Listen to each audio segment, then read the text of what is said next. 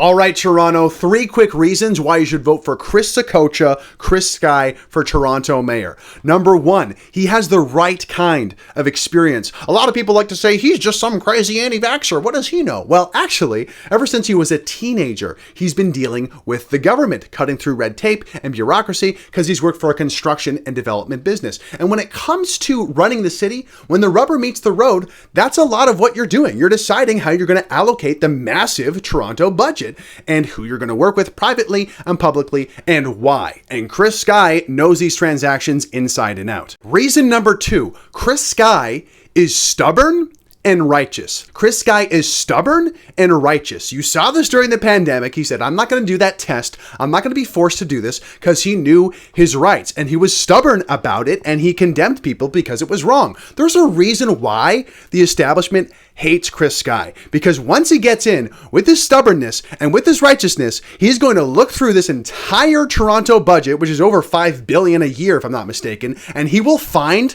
the government waste, and he will find the corruption, and he will stop the gravy train. No offense to the other candidates, but none of them are capable of doing that. They don't have the balls, they don't have the stubbornness and the righteousness, because they're career politicians. Which leads me to point number 3. Chris Sky is running to become mayor for all of the right reasons. Like, if you're serious, you want to do it, I applaud your effort to do that, because that is a sacrifice. That sucks. I never said I want to do it. I definitely do not want to do it. His heart's in the right place. Who wants to join Canadian politics? Nobody. The only reason he decided to run is because his wife and so many supporters encouraged him once they saw John Tory shamefully resign. And Chris thought, you know what? This is an opportunity to use my platform and voice and skills and experience to actually do something good to try and help this city and this country. All of these politicians, they see becoming mayor as a career opportunity, as a job promotion. To me, it's a sacrifice.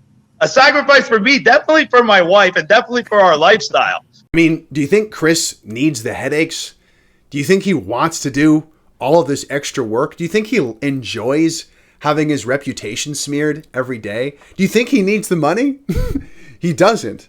And I cannot say the same about all of these other career politician candidates. Whereas you watch one of these career politicians and they can't even answer basic questions most of the time. You think they're in it for you?